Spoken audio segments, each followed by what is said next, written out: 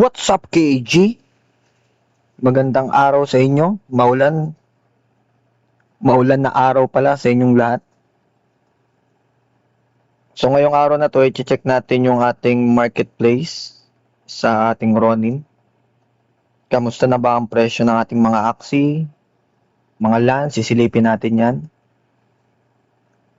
At bibigyan din natin ng reaction ng shinare o yung pinost ng Axie Infinity team sa kanilang X account.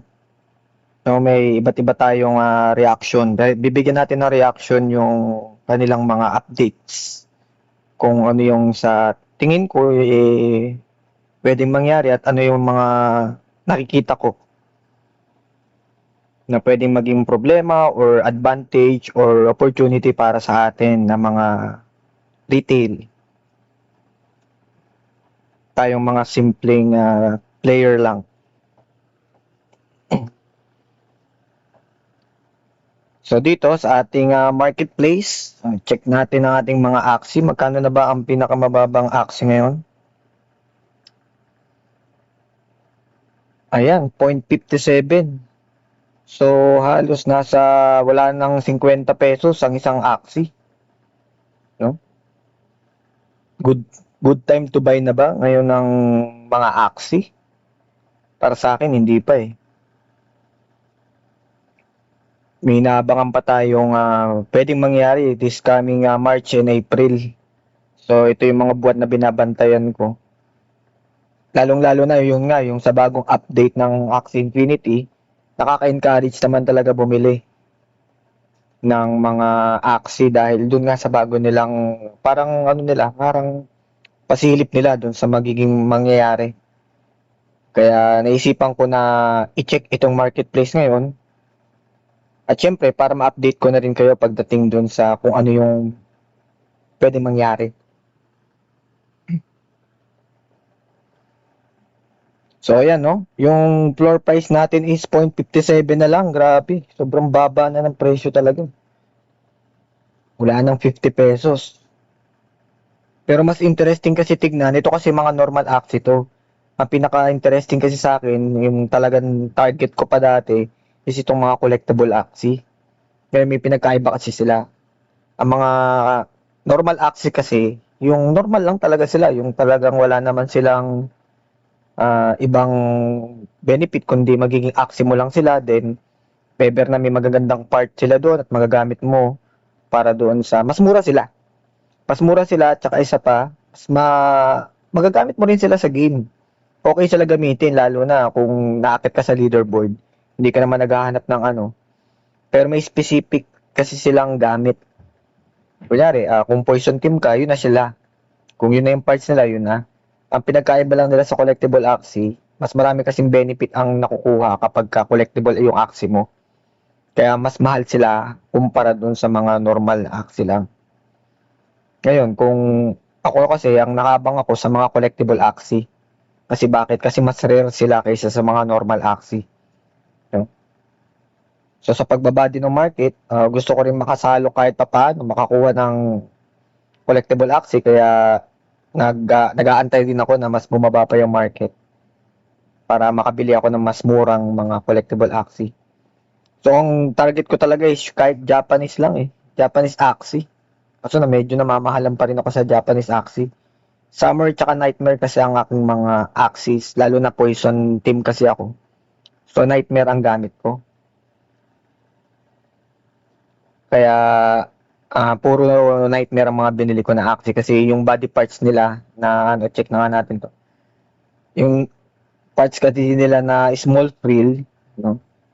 Naging collectible collectible parts. So hindi naman ako evolve ng para maging ganoon. Bumili na lang ako sa market. Kasi mas tingin ko kung madadagdagan lang ng konti yung aking gastos, okay lang, at least sigurado na ako kasi yung mga nag-evolve dati is talagang chance lang. So wala naman akong budget para do sa mga chances eh. So gusto ko sigurado na ako. Mas mataas ng konti sa gastos pero nung bumaba kasi yung presyo ng mga collectible dati, bumili ako. So ngayon, i-check natin kung magkano na ang collectible Axie ngayon. So yung kagaya nung sa team ko, Poison team kasi ako. So hanapin lang natin dito yung sa back. Tapos hanapin natin yung para sa Poison. So small frill siya pero search na lang natin. Small frill. Green Thorns pala, Green Thorns. Green Thorns pero Nightmare Wings kasi yung tawag nung sa akin. Pero hindi shiny, ano lang, normal lang na Nightmare Wings. Ito lang. Yung, ito. Ayan. So, tingnan natin kung magkano na yung ganito ngayon. Yung floor price niya. Kasi ako, medyo mas mataas yung binili ko eh. Hindi ako nakabili sa floor price kasi hindi ko naman siya kailangan. So, ayan, no? Ay, ito natin is $27 ang isang Nightmare. May Nightmare part na, ano. So, mapapansin nyo sa gilid, ayun, no? Yung may number 3, yun yung mga slips. So, everyday nakakapag-generate ng slips yung inyong mga Axie. Once na collectible siya. Yun yung isa pa sa pinagkaiba nila sa mga normal Axies. Mga normal Axie, walang slips. Yung slips, ginagamit yun para sa bounty board para pang reroll nung mga task doon. Ang inaabangan ko rin is yung codex. Yan. Yung codex kasi is chance ko na yun eh once na lumabas yung codex. Meron kasi mga task doon na bibili ka ng Axie. So para double purpose, kasali na ako sa codex. Tapos nabili na rin ako ng mga Axie.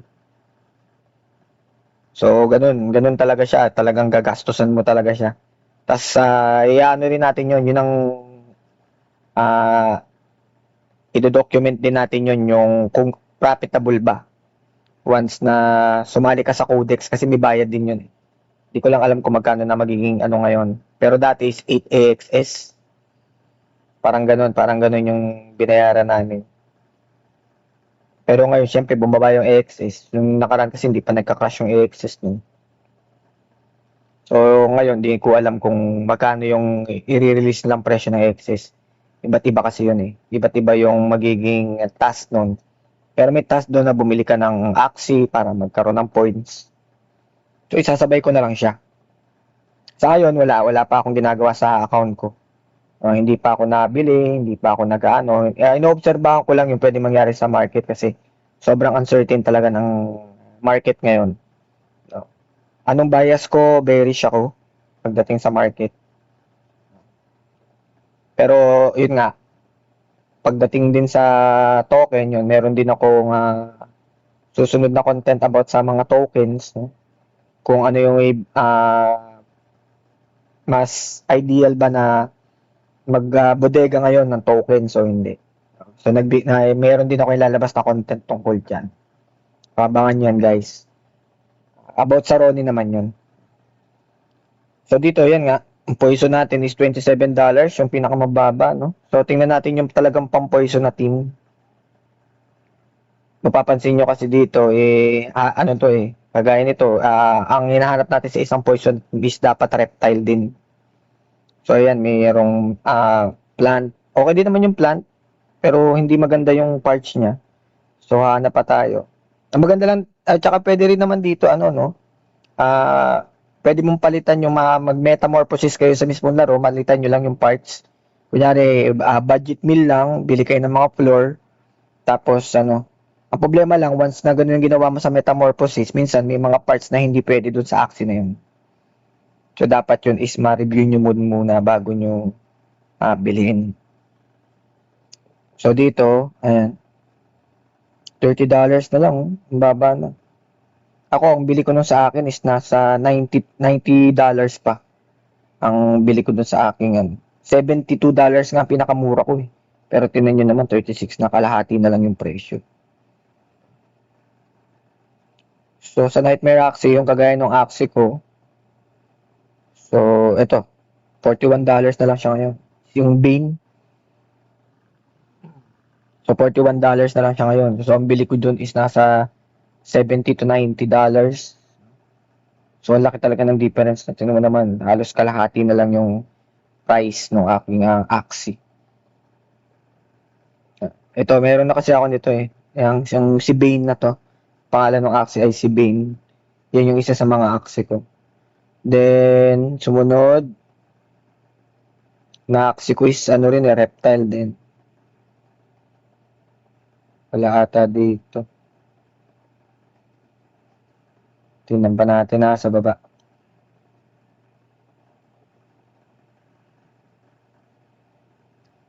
Dami ng mga ano. Kaya lang, yun nga. Kung bibili ka na rin naman ng ganito, eh, hirap ka rin eh. Kasi, kaya nga ito binebenta, hindi sila effective pagdating sa leaderboard. Kagaya nung ano ko, nung main na wallet ko. Halos hindi rin ako makalagpas sa 2,000, 2,500 lang ako, 2,300, pero pagdating doon sa taas, hindi na makausad. Mga collectible lahat ng mga access ko doon. Talagang may palag-palag yun, pero hindi talaga makapasok. So, kaya nga to binibenta guys, kasi hindi sila makaangat. Di kagaya dati na may earning ng SLP, no? Kung nasa rank 3,000 to 4,000 ka, worth it pa eh, okay pa eh, kasi may mga rewards pa rin nun eh. So, ngayon is talagang iniwan yung mga top 2,000 pababa. Iniwan talaga. So, talagang wala. Tapos, wala ka pang SLP earning, kaya halos hindi ka makakabawi. Kaya kung titignan mo, talagang hindi siya worth it bumili ngayon. Kasi bibili ka nito, makikipag-compete ka. Sabihin na natin na makabili ka ng meta na ganitong Axie, hindi mo rin ma-maximize eh. Lalo kung bago ka, tapos pag-aaralan mo pa yung laro. Diba? So much better na ano ka lang muna. Pumili ka na lang muna ng mga murang Axie, pang-practice lang, hindi na yung mga ganito muna. Pero kung talagang tingin nyo is magtatagal kayo, pinakasulit pa rin talaga na bilhin na Axie ngayon is mga collectible. Bakit? Kasi limitado lang sila. At isa pa, mas marami kang magigain kapag collectible ang ginamit mo. Pero kung ikaw magta-try lang at hindi mo naman talaga feel yung laro, wag ka nang gumastos ng ganito. Ang laki din ito $70. Sipin mo. $70 din yan. Tapos, nasa magkano yan? 3,500, 3,000, 4,000, gano'n. Isipin mo, gagastos ka ng ganyan, then wala pa sa atin, wala ka rin mababawi. Yung team nga natin na binili ko for the content lang eh. 600 pesos siya, hindi talaga, walang pumasok. Lalo ngayon, Mystic Era na. Tapos, ang isa pa sa mga struggle, once na baguhan ka, kailangan mo nang mag-craft ng Mystic na runes para may level 2 mo siya, kailangan mo na ng SLP. Sabihin, another gastos ka na naman doon. Although maliit lang naman, 50 SLP lang, magkano yung 50 SLP? Magkano na lang naman SLP ngayon? So, another ulit yun na gastos. Yun naman ang point ko. Another gastos ulit yun para to improve. Then, kunyari, siyempre, may sasagad mo yung mga runes mo, may level 3 mo, kunwari. Pero, yun nga, kung aabot ka sa leaderboard, kasi leaderboard na lang talaga ang pwede kang mag-earn sa leaderboard na lang kung talagang gusto mo ng pambawi. Kung gusto mo naman, dun sa bounty board, so kailangan mo rin ng collectible Axie.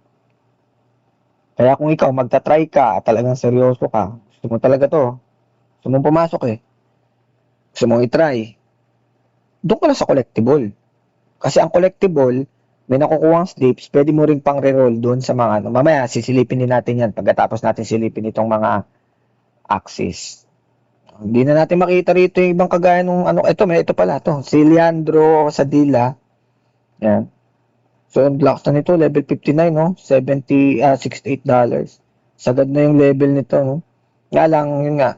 Siguro dahil nawala yung SLP, binenta na ngayon. Dahil wala hindi talaga pumapasok, gantong-ganto yung team ko. Pero hindi talaga pumapasok sa top 2,000. Hirap. Lalo na, hindi naman, ito lang yung may iba pa rin. May trabaho kasi ako eh. Kaya hindi ko rin naman talaga ito natututukan. So, ginagawa ko lang to as pagkalibangan ko lang. O di kaya pag wala akong ginagawa, nag-aaksi ako. Ayan, so ito yung mga price ng Axie ngayon, ang baba na niyan. Gusto ko sanang bumili ulit ng Nightmare eh, kasi gusto ko yung Poison. At saka isa pa, kaya ako nag-hold back sa pagbili ng para sa Origin. Kasi ang inaabangan ko talaga is yung Atias Legacy. Doon na talaga nakaset yung mind ko. Kaya kung sakali man na mag-try ulit ako ng ibang team pagdating ng susunod na season at wala pang Atias Legacy, so for the content ulit, so maliit lang ang nilalagay ko, hindi, ano nga, yung last team natin, 600 pesos lang. Tapos ito nga, yung sinasabi ko sa inyo na gusto ko talaga, ito gusto ko rin tong bumili nito eh, Japanese Axie. No? Ganda kasi na itong gamitin pang ano, pang content. Hindi siya malakas guys ha, hindi ko sinabing porket Japanese Axie or collectible is malakas, hindi malakas ang mga Axie na to. Nga lang, ano lang talaga sila. Maganda kasi sa Japanese Axie, 12 slips na eh, makukuha mo.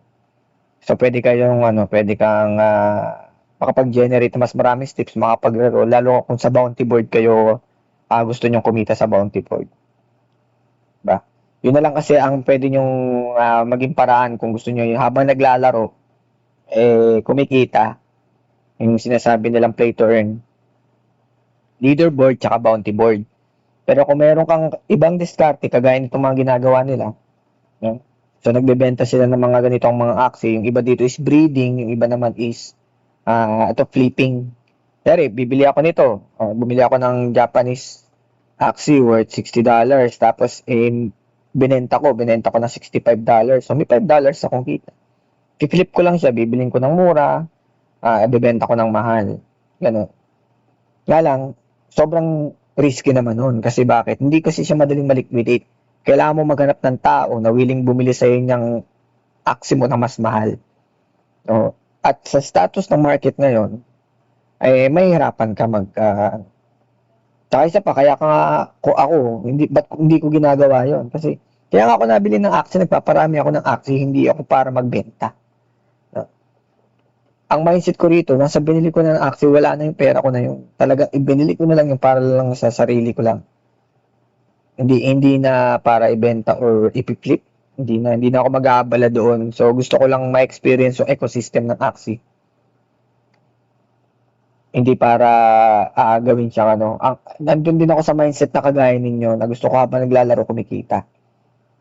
Yun, nandun pa rin ako yung way ng ano ko is ganun. Parehas nun sa inyo. Kaya itong mga flipping na ganito, although sabi nila mas profitable daw, mas okay daw, pero hindi ito yung gusto kong ano.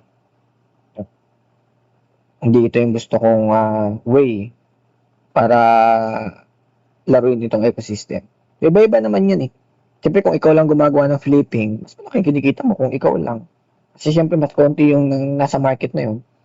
Mas na ano nila yung market, yung ganong klaseng style sa kanila lahat pumupunta. Depende pa rin tayo sa inyo. So yun, flipping. Pwede rin kayong kumita sa flipping kung gusto niyo mag-flip. Wala kasi, no? Ito kagaya nitong sa mga Japanese Axie na to, okay lang naman sa akin itong mga $60 na presyo. Nga lang, pangit kasi pangit kasi na itsura eh. Maganda sana yung naka-eye patch eh. Meron kasi sa Japanese Axie naka-eye patch. Yung sana yung gusto ko eh. Kaso wala pa akong nakikitang Axie na trip ko eh. Or kahit poison man lang. Itong ganda oh. $78. Nga lang gusto ko naman reptile. Ayoko lang bumili. Hindi. Gusto ko talaga bumili nito, Japanese Axie. Ito, naka-eye patch oh. Diba? Puporma. Kaso masyado pang mahal, $88. Kung siguro ba, magiging price niyan is mga nasa 60, biling ko na yan. Yung kasi gusto kong parts eh, yung ano na yan. Pero kung bibili ka naman na pinakamura na sulit, pagdating sa Japanese Axie, titingnan nyo yung slips. Kagaya nyo, slips nito is 15 na. Although dito sa gusto ko is 12 lang, ito naman ay 15. So, dyan kayo titingin. Hanap lang kayo ng pinakamura na mas mataas yung slips. Lalo kung habol nyo yung mga slips. So, ang pinakamura dito, ito 78. 78 din to. Dami parang 15, no? 78 din to. 12 na to lahat eh. Ang pinakamurang 15, wala na rito, puro 12 na lang to. Mababa pa kasi ang level nila eh. Mababa pa ang level. So, ang pinakamura ay yun na nga yung 15, no?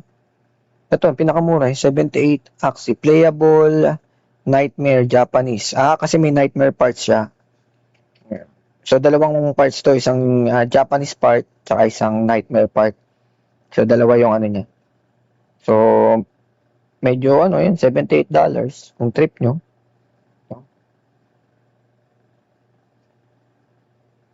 Pwede na rin. Saan mapuor mo? Kaso, beast naman kasi. Gusto ko sana reptile eh. May reptile pa dito. Reptile. Yaka kahit yung yung pwedeng pang content. Yung pangalan kasi nung Axie na lagi kong ikino-content, sinasama sa mga thumbnail ko, si Adam yun.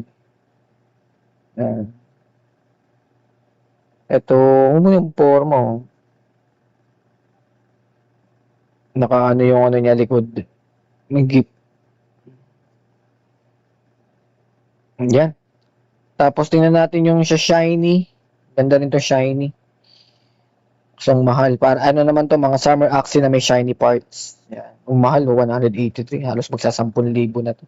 O 10,000 na to. Yun naka-shiny na parts. Tapos, magkano ang floor price? 183. Ang slips niya is 32. Grabe, ang dami. 32. Tingnan natin yung Christmas. Ito, trip ko rin tong Christmas eh. Yung kasi yung shiny kasi kung itsura na rin lang, doon na lang ako sa summer. Ito naman sa Christmas, ito, $200 na. Okay din to eh. Walang, hindi pa kaya ng budget natin yan. Tapos, Mio. Ang Mio, 107. Uy, mas mura kaysa sa Pero mas marami siyang slips, tama ba? Ang Christmas is 32, ito 40 slips na. So, kung target yung mga slips, mas okay bumili nito. Mio. Kung meron na rin naman kayong budget dyan, $177, mas marami pang slips. Nga lang, syempre, hindi siya parang normal Axie lang siya. No? Parang normal Axie lang siya. Pero Mio siya. Mio Axie. Okay din to Kung slips ang habol mo, Mio ako. So parang ito yata ang pinakasulit bilhin. No? Although pricey siya. Ito Origin. Tingnan natin magkano yung Origin Axie. Ito yung mga pwedeng gamitin sa sunod na playtest. Kaya kung mag-Origin Axie kayo, ito may itsura niya, normal lang. Parehas lang din ng mga floor Axie pero walang something special pero tinaman naman ang baba ng nila ng ID number ay 564. Sila kasi yung mga pinakaunang Axie. So Origin Axie ang tawag sa kanila. Pero mahal na nito. Grabe naman to. Kung meron akong $700, bibili na lang ako ng dalawang Mio Axie. No? Kasi at least yun 80 slips na. Ang magagastos ko lang ay $400. So kung dadoblein ko yun, kung puro Mio ang bibilin ko, so mas sulit yun. Kaysa dito kung ang habol mo lang ay slips. Hindi ko sinabi mas malakas yun Sabi ko lang kung ang habol mo lang ay slips. So syempre ito na yung Mystic. Yan na natin ang Mystic. Grabe naman yung Mystic na yun. 3,825. Mahal mo na. Million pa rin ang presyo. Grabe naman. Di pala million. 4,239. Magkano ba ito sa peso? Baka bili tayo isa. 4,239 times 59. 250k pesos. Nagmura pa nga yan kasi dati, million pa yan dati. Grabe, mahal 250,000 pesos. Bili na lang ako ng Bitcoin. Kung may pera ako, Bitcoin na lang ako. Pero ang slips naman ito, 400 slips naman to. Sulit ka talaga dito. Slips. Ang Apple mo. Yan, so mahal. Mahal pa rin ang Mystic. Siguro pag nakabili ako ng murang Mystic, wala nang Axie nun. Bagsak na. At yun pala, hindi natin nakakalimutan natin yung Summer. Yung Summer Axie naman yan, $13 yan.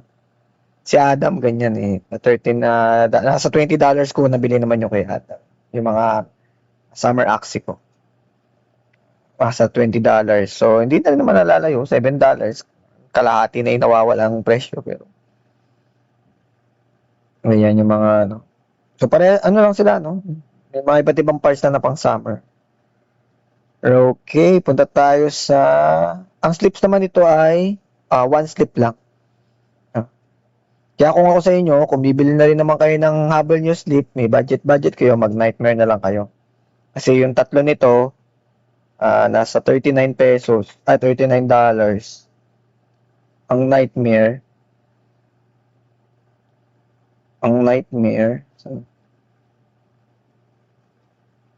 yun o. So, ang Nightmare Axie naman is 18. So, dalawa yung mabibili mo, ang kapalit nun is dalawa, at tatlo nun para magkaroon ng isang ganito. So, mas mura to, Nightmare. Pero kung talaga may budget ko, yung Mio. Mio talaga. Pinakasulit. So, Mio yung pinakamagandang bilhin, no? Sa ngayon. Sa slips. Pero hindi sa game mismo. No? Kasi hindi magaganda yung mga parts ng mga Mio Axie. Yan. Punta tayo sa sunod natin. Pasadahan nga natin yung accessory. Ngayon natin kung magkano na lang yung aking snowman. Yung snowman ko is $276 na lang.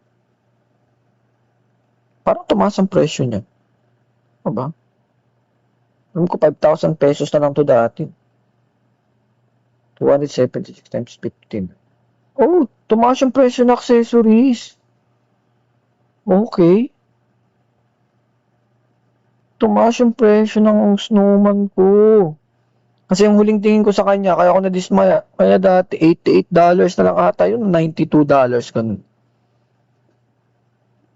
Mukhang ganda yung ano. Saan history ba to? Para makita yung... Wala kasing history. May mga bago na rin pala accessories, no? Pag nagka-budget nga ako, bibili ako nito. Wala pa ako nito eh. Mokulak. Wala pa ako dyan. Moko coin, magkano lang naman. Pwede na yan. Budget ka lang ng 300 pesos. Kasi malay mo, magmahal naman ito pagdating ng ano. Na... Ito, forma, Bakmoki. Kano? $13. Ano itsura na ito? Mga naglaro ng Moko kasi yan eh. Sa akin ito eh. Ito yung mga sa akin guys eh. Yung Eyeworm, Daruma. Ito lang mga meron ako. Yan, Gecko. Baba lang no sa akin. Pati ito yung UFO, $35 lang. Pero itong snowman ko, tumaas yung presyo niya guys, sa totoo lang. Kasi nung huling tingin ko dito is parang $98 na lang. Nung nag-crash. Bago ako magsimula dito sa channel ko. Tingnan ko yung presyo. Tapos, tingnan natin yung ating land. Tingnan natin ating land. Tumaas din ng konti yung ating land kasi ang bili ko dun sa akin ay $102. So, it is 110 na. Sabana lang naman ako guys. Sabana lang. Doon tayo sa alipin sa gilid-gilid lang tayo. Wala tayong pambili ng mga ano. Pero ako, ang target ko talaga dito guys is forest. Gusto ko lang bumili ng land. So, ang land natin is sabana lang. So, itong gusto ko talaga forest. kasi para hindi naman malungkot yung ating mga aksi kasi desierto. Pero sa bagay, ang paborito ko kasing class dito sa aksi is reptile. Kaya syempre ang mga reptile sa desert naman talaga nakatira. Pero syempre gusto ko pa rin na makabili nito. No? Yung iba kasi nito, yung kagaya ng Arctic. Natin kung magkano yung Arctic. Grabe oh, $600 yung land. So magagamit to sa terrarium. Lunas Landing pala. Wala pa rin nagbebenta ng Lunas Landing, no? Grabe. Genesis. Wala rin nagbebenta ng Genesis. So, Mystic. Mystic Land. Magkano ang Mystic Land?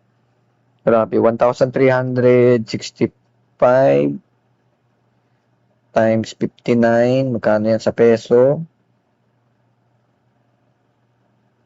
Ganun. 80K? Oo nga. 80K. Ano yung kanina? Hindi. Mystic pala na aksi yun. Kaya pala mahal. 250,000 naman yun. Yan. Kung may 80K ka, pwede ka nang bumili nito. Kaso wala namang ROI to. So, hindi pa sigurado kung magiging maganda ba yan pagdating ng terrarium. Tsaka ng Atias Legacy. Land items, dito ako nagulat. Nag-check ako nito nung nakaraan. Land items pala, buti na lang di ako bumili. Merong iba't iba pala, kagaya nito pang forest lang itong mga mga items na to. So, yung sa akin, wala. Yung sa akin pala, walang ganun. Yung sabana. Ano ba yun?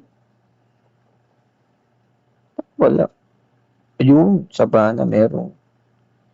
So, sa sabana, ito naman, grabe naman. Ang mahal naman ng $2 agad. Barrel lang. Tapos hindi pa malaman kung pwede, ano ba itsura nito sa mismong laro. Pero saka ako magsha-shopping nito pag nagka-budget na. Bili ako tagi-isa lang. Mahal din yun, 100 pesos din yun. Tapos 150 pesos. Oh. Isang item, gagastos ka. Para lang magkaroon ng Pero ewan ko kasi yun nga, mamaya yung update natin tungkol dun sa sinabi ng developer. Land item. Mahal, no?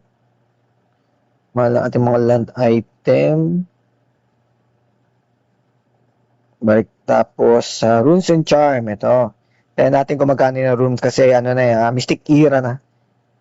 So, tingnan natin. I-filter na natin guys ha. Hanapin na natin yung mga pang Mystic. Magkano Mystic. Kapag nagkapag-crop ka, $18 din. Okay yun. Pwede na.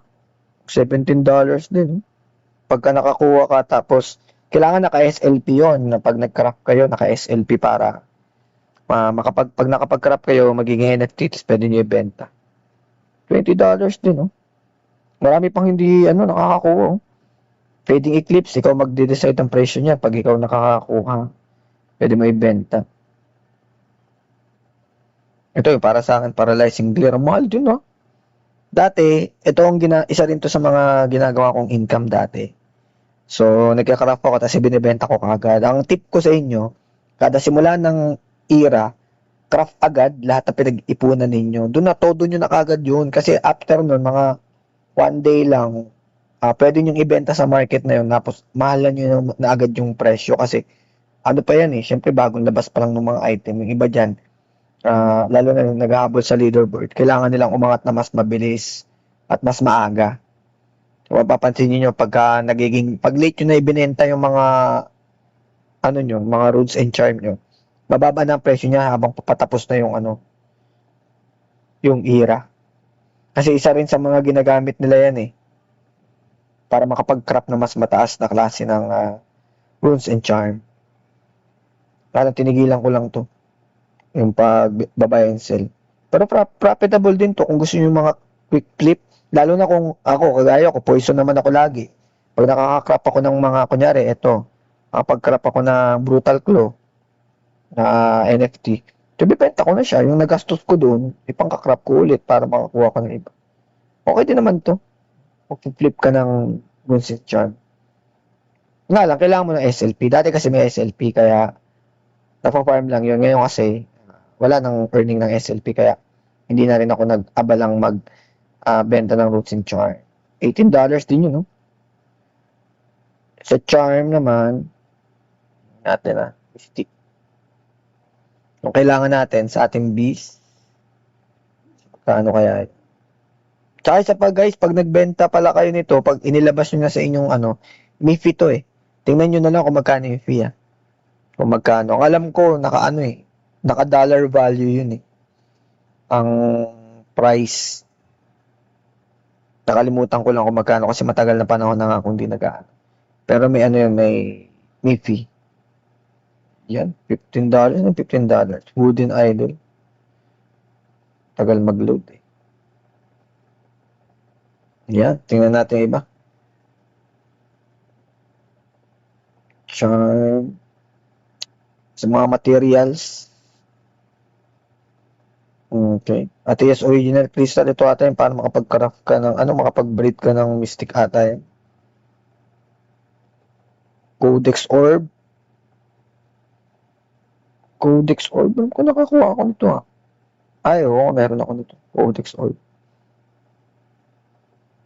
Baba na rin, no? Sarap na mag-upgrade ng Ito yung, isa rin to sa mga gusto ko i-take advantage eh. Kaya inaantay ko rin yung Codex kasi minsan, pabibiling ka ng material tapos, may points ka na upgrade mo pa yung Axie mo. Inaantay ko rin yung Codex talaga para isasabay-sabay ko na. Mag-upgrade ako, magbubodega na ako ng mga Axie para sa ATS Legacy. Kaya doon sa mga nagre-request sa akin pagdating doon sa Origin na create ng mga iba pang teams. Pasensya na, hindi ko masyadong mai-invest na ng malaki kasi nag-aaral ready na tayo for ATS Legacy. Patagal pa naman siya pero syempre hindi naman kasi, syempre limitado lang naman ang budget natin pagdating sa Axie. Nandito tayo sa bear market so hindi natin priority ito. So ang priority pa rin natin ay Bitcoin. Shinil no? Shinil. Ayan, tapos ito sa consumable.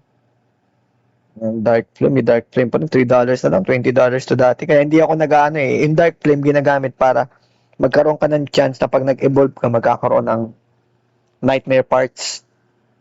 So, nung nagsisimula to, umabot pa yung presyo nito ng $30 eh. Tapos, nag-stay siya na 15 ngayon, sa $3 na lang.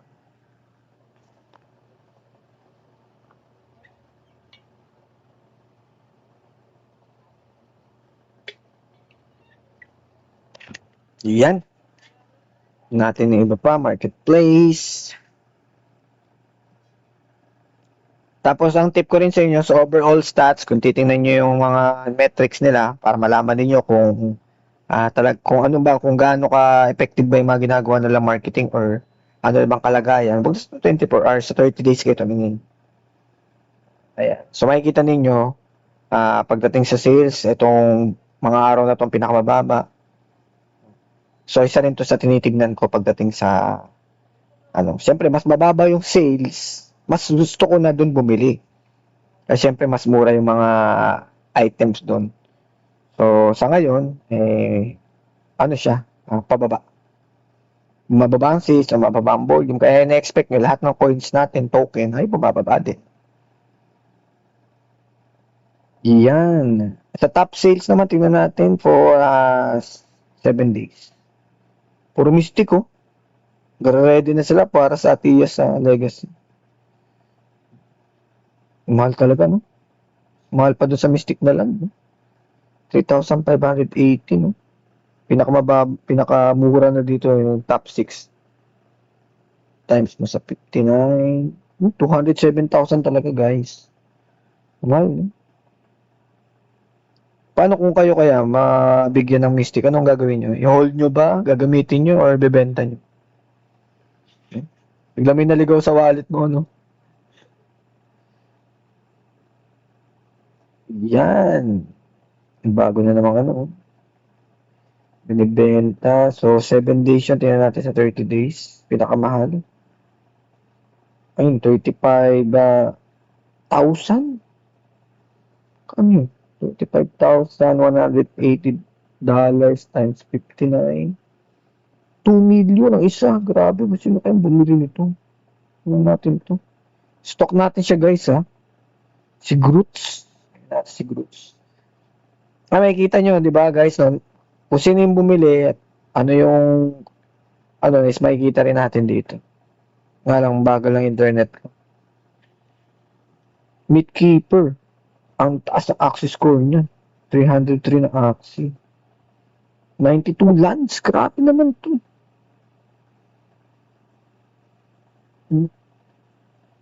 Accessory niya, dalawa lang. Anong accessory niya? Tristar tsaka Pinecone lang. Grabe, 303 Axie, 92 lands. Ito grabe. Dito ako nalula, 92 na lang. Whale ata talaga. Whale to whale. Yan. So dito makikita nyo kung ano, no? Dito nyo makikita kung taas ang access score niya. Makikita nyo rin dito kung kailan binili, saan binili, at kailan. So naka-store naman yun dito sa ating blockchain. Back na natin, nakakaingit. Meatkeeper siya. Ako kasi ano lang, ako yung sumunod lang dyan. Hindi naman tayo whale eh. So, charm, okay na. Ito. Axis sa top sales, yung pinakamahal. No? Grabe yung land na yun. Mahal-mahal. Tapos puro mystic na. Ating pala natin sa iba. Sa accessory, pinakamahal. 247. Ayun, no? Sinasabi ko sa inyo guys, oh. February 4, $83. Tapos ngayon, ibebenta mo kunwari, oh. Ibebenta mo kunwari ngayon, $83, ibebenta mo ng $160. At 247, ganun. So, ibig sabihin, nag-flipping ka, piniflip mo yung binili mo ng mura. Yun yung sasabi ko sa inyo kanina guys, so tingnan mo. Kaya ako nadismaya dati kasi ako, hindi ko nga nakita tong $69 eh. Ang nakita ko nga $70 eh. Pero ngayon, tumaas nga siya, 247. Isipin mo, bumili ka ng tig $247 noon. Tapos pagdating ng January 28 yun, di ba? Tapos pagdating ng February 4, pindot. Ang bayan, nawala. Saan na yun? Ayan. Tapos, isipin mo, ayan na, January 28, yung number 1, bumili siya ng tag $246 na accessory. Ngayon, pagdating ng February 4, $83 na lang. Ganun. Tapos, tamo kinabukasan pala, oh. Ba yun? Kinabukasan lang pala, oh. Tamo, January 28, 246. Tapos, pagdating ng January 29, ano na lang, oh, $74 na lang. Paano kung siya rin yun, no? Tapos, nung binenta niya, yung nagbenta noon, binenta niya na ulit ng 246. Grabe. Kita nyo kung gaano ka volatile, ha? Nag-top sales pa siya niyan, ha? Pero pagkatapos ng isang araw, $74 na lang yung mga ano na yun. Sakit, di ba? Ano? Ito, buti nga ito eh. Ito, January 21 niya binili. No? Kunyari, binili niya yan. January 21, binenta niya. Ang nakabili, yung top 1, kunyari, 246, di paldo na siya dun. Times 3 na kagad yung pera niya. Tapos yung nakabili ng mahal, binenta rin yun. Binenta na yun nung pagdating ng January 29. Sabihin natin January 29 na 74.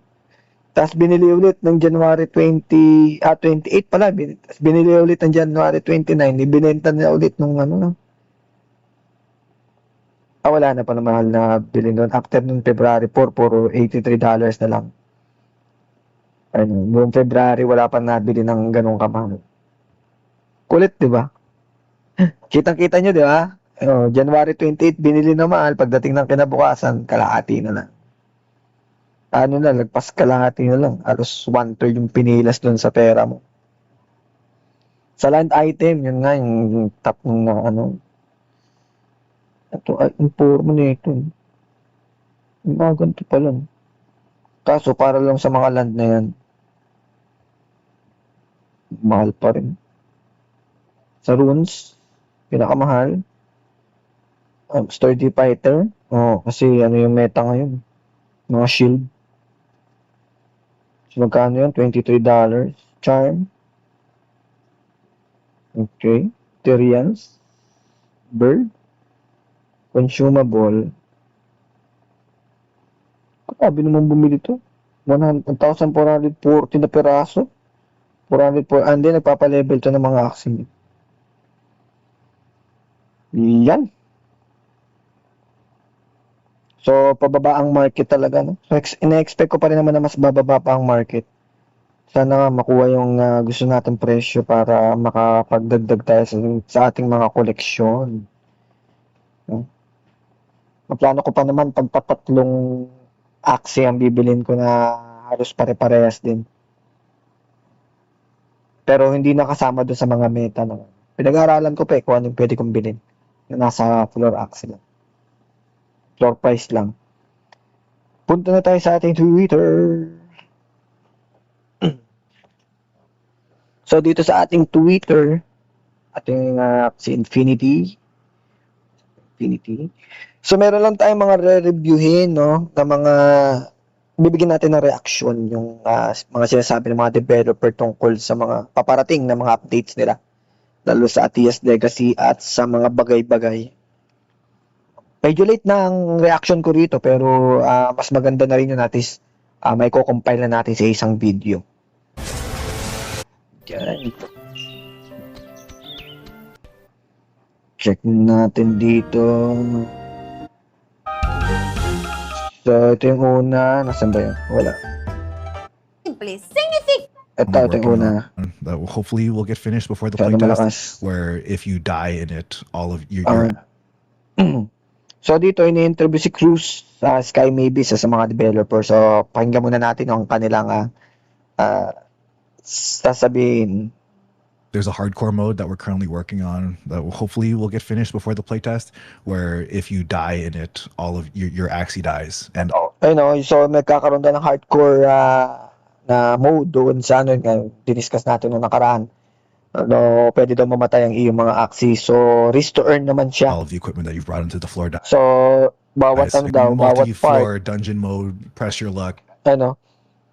So, multi-floor siya. Parang kung nung naglalaro ka ng Ragnarok, is yung parang tower, endless tower. So, pataas ang pataas yung level, pasahirap na pahirap. Alang may risk yun na pwedeng mamatay ang inyong mga Axie. Yun ang reason ko kung bakit gusto kong bodega ng aking mga Axie. So, ang mga Axie ko naman is nasa 100 plus pa lang. So, dahil sa ganitong mura lang, so depende nga sa budget natin. Kung mas babagsak pa, mas maganda kasi mas gusto kong magbodega pa na mas marami. Pwede kong gamitin pang burn pagka nandiyan yung Atias Legacy. Depende talaga kung saan papunta yung market. Pero isa yun sa mga game plan ko. Siyempre, ako naman kasi, hindi lang naman sa Axie. So, gusto ko rin siya i-content kasi. Kaya walang para sa akin na hindi naman ako malulugi doon kasi gagamitin ko naman siya is for content, for educational purposes. Okay? Para makompleto ko rin ang aking thesis pagdating sa Axie Infinity. As you complete floors, you get access to loot, but you progress, risk it all, and you possibly get more loot. And then, so i-release mo daw yung iyong, kunyari yung isang floor na yon is ganito yung mga item na nakuha mo. Pwede mong i-risk pa daw yun na hindi mo nakukunin yung loot. Pero the next level, mas magaganda yung loot na makukuha mo. May chance na ma-deads ang inyong mga Axie. At pag-deads yung mga Axie nyo, wala rin yung mga floors, there's bosses that you fight with even stronger loot. When you complete the entire dungeon, all the floors, you get really cool loot. And then if you die, you lose it all. We're self-configuring. So mawawala lahat. Wala yung pwedeng mamatay yung iyong Axie or pwedeng mawala yung mga loot na makukuha ninyo. Exactly how punishing it should be. We've talked about it before, but now we're almost done building it for the playtest too, because it's pretty small scope. This won't have any on-chain impact. We figured you're not going to do that. We are testing that internally first to make sure that's all clean, but that is the goal that we're looking for that hardcore mode. We're risking more things with the chance for higher rewards. Risking more things with the chance for higher rewards. So pwede nga yun, yung ma-item na makukuha mo or Axie. And also just tied with everything. So, Yan. So, ganun siya. Magiging risk to earn na siya. Parang ganun. So, parang sugal. Diba? So, may ganung mechanics. No, so, kung gusto mong maglaro nito, is magsusugal ka. Pero depende rin kasi sa rewards sa totoo lang. Kagaya niyan, kung kagaya nung sa Chicken Saga, na once na namatay yung iyong manok, makakagain ka ng mga certain materials na pwede mo namang gamitin, okay siya. Sigurado naman ako may mga benefit din yung mga, hindi naman siya totally sugal na pagka tumaya ka, pagkatapos wala na. May ano pa rin, party pa rin ng ecosystem yung pagka na-deads. Yung sa Chicken Saga, pag namatay yung manok mo, kakaroon ko ng mga items na pwede mong gamitin pang craft para sa mga susunod mo na mga laban, may magagamit ka mga items. Ganun sana yung concept. Kaya hindi pa rin natin masabi na ganun Pero para sa akin, kung risk to earn, is sugal yun. Ganun kasimple. So, hindi na pwede yung basta bili ka lang ng Axie tapos ano na yun. So, pwede na siya maging sugal. So, which is, hindi ako fan ng sugal. Pero kung ang mangyayari nun is mamamatay yung aking Axie, pero merong magi-generate na ibang item na pwede kong gamitin, talagang magiging kasama sa ecosystem na kailangan talaga may nawawalang Axie. Healthy na yun sa ecosystem, healthy pa yun sa sa population ng Axie, healthy rin yun para sa player.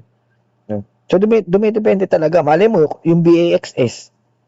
Tapusin muna natin to. we're trying to make a cohesive Ito naman sumunod yan, si Jeffrey Cam, isa rin siya sa mga developer. experience across the Codex, App.Axie, Axie Core, and Atia's Legacy. We're going to try to time the Codex, Season 1. Yan, so ito yung naabangan ko, yung Codex. So, gusto na rin nilang i-timing yung Season 1 ng Codex. Kasi Season 0 kami. Gusto na lang i-timing yung Codex sa Season 1, no, na kasabay yung Atia's Legacy. Along with Tia's Legacy Yeah. Playtest 2, to create this giant ecosystem-wide lore arc. So as you're completing the Codex, learning about the lore and reading the lore, unlocking new chapters of the lore, you're also playing the playtest and encountering characters and lore from the Codex as you're So, yun, sa magiging party na rin ng bounty board, yung ng task ng Codex at saka ng bounty board, yung Atia's Legacy. Hindi pala natin nasilip yung bounty board mamaya. Pagkatapos nito, silipin natin yung bounty board. completing the Codex. All anchored by this theme called Songs of the Soil. Like Codex Season 0, we'll have more accessories. The accessories will be tied to the theme, of course. They won't just be random and arbitrary. So we're trying. We will. So, yun. So, may mga accessories din doon sa Codex na makukuha ka. So, kagaya ko, nakakuha ko ng mga items noon na yung na binibenta sa market. Yung UFO, doon ko nakuha yun sa Codex. So, ito naman si G-Host. Si Papa G-Host na pala to. Tingnan natin ang masasabi ni Papa G. We will be performing an airdrop. First airdrop that Axie has seen in a while since 2021. All wallets with at least 10 AXS staked will be snapshotted. We will be taking a snapshot on February 5th at 0001 UTC. The AXS will be allocated based on Axie score and your staked So, na-discuss na naman natin to, no? Pero tapusin natin yung sinasabi ni Papa G-Host. AXS amount. The total pool will be 100,000 B AXS, and the airdrop date will be on the day of B AXS launch. Still TBD, but my understanding is we're shooting for early March, maybe even at the end of this month if everything goes really smoothly. So, if everything goes well daw, this end of the month, tsaka o di kaya first week. Ako personally, marami akong AXS Pero excited ba ako para sa airdrop? Hindi eh. Hindi ako excited. Bakit? Kasi 70% lang yung makukuha ko. Hindi rin eh. Kasi hindi pa tayo sigurado kung ano bang pwede mangyari. Ano bang dapat na magiging desisyon. Ako, isa ko sa number 1 ako na nag-criticize sa Axie. Alam niyo yan. Pagdating ko, papanoorin yung aking mga videos, papanoorin yung aking mga content. Hindi ko gusto yung mga ilan sa mga ginagawa ng mga developer, lalo na ng mga ibang games under running. May talagang kinikriticize ko sila. Pero hindi ko sila kinikriticize dahil hindi ako naniniwala sa kanila. Kaya ako sila kinikriticize kasi naniniwala ako sa kanila na pwede pa nilang itama yon. That is why ginawa ko itong aking page para at least may makita rin natin yung ibang sigurado naman ako hindi lang ako yung ganito no? So alam ko naman na marami tayo, no? So para malaman din natin yung mga pwede nating voice out pagdating dito. Alam ko naman naririnig nila tayo Siyempre hindi pa naman tayo malaking channel, pero alam ko naririnig nila. Alaman nila. Tinatag ko sila Tinatag ko sila sa aking mga content Pero naniniwala ako, gusto ko talaga yung ng Axie. No? Nagsimula ako dun sa klase na gusto ko kumita-kita lang. Kaya yung mga binibigay kong content sa inyo is galing na yun sa akin. Yun ako nung 2021. So dahil na-experience ko na yung market, ganyan. Hindi pa ako ganun ka-OG Hindi pa ako OG. May mas OG pa sa akin. Pero naranasan ko rin yung mga worst na which is isa rin sa mga pwede kong maging edge pagdating dito. That is why ginawa ko tong aking channel. Para ma-share sa inyo yung mga bagay na lalo sa mga newbie. Yan. Ito lang ba yun? Parang 4 yun. Wala na pala. So, mga There's a lang. hardcore mode that we're currently working on that will hopefully Yan. So, yun lang naman ang Axie's on ating your reaction You'll be sa able to mga earn kanilang no? So, sa update nila, yung diniscuss lang ni GS yung sa BXS, airdrop, tapos yung about yung isa is tungkol sa gameplay, sa risk to earn, na inaano nila, tapos yung isa sa codex. Ayan, so yun lang guys, no? Maraming salamat sa inyong panonood. Yung tungkol sa bounty board, hindi yata natin ma-check dahil walang access yung ating wallet. Nilipat natin doon sa ating isang account kasi doon tayo na ganun. No, yung ating wallet dito is para lang ma-view yung ating marketplace. Okay? So, susunod, i-discuss natin yung bounty board para doon sa mga interesadong malaman kung paano pa ba kumikita dito sa Axie Infinity. Tsaka kung worth it ba?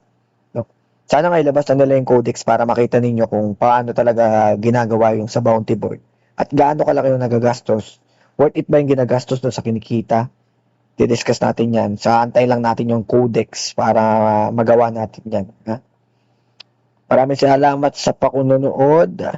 Kita-kita lang tayo sa arena. Game on.